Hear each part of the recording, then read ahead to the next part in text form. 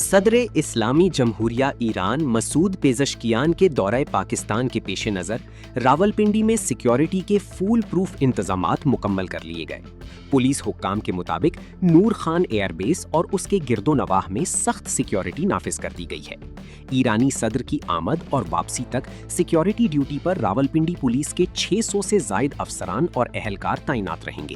Security انتظامات کی نگرانی کے لیے ایک ایس ایس پی، ایک ایس پی اور 7 ڈی ایس پیز تعینات کیے گئے ہیں، جبکہ 7 انسپیکٹرز، 55 اپر سب آرڈینیٹس، 243 کانسٹیبلز اور ایک ریزرو فورس بھی ڈیوٹی انجام دے گی۔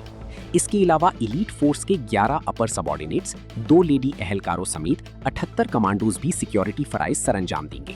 لیڈیز پولیس کے 4 اہلکار، ڈولفن فورس کی 5 ٹیمیں اور رائٹ مینجمنٹ یونٹ کی 4 اپر سب آرڈینیٹ سمیت 164 اہلکار بھی سیکیورٹی ڈیوٹی پر مامور ہوں گے۔ پولیس کے مطابق راولپنڈی کو اسلام آباد سے ملانے والے تمام اہم مقامات پر اضافی نفری تعینات کی جائے گی اور وی آئی پی موومنٹ کے دوران کسی قسم کی کراسنگ کی اجازت نہیں ہوگی۔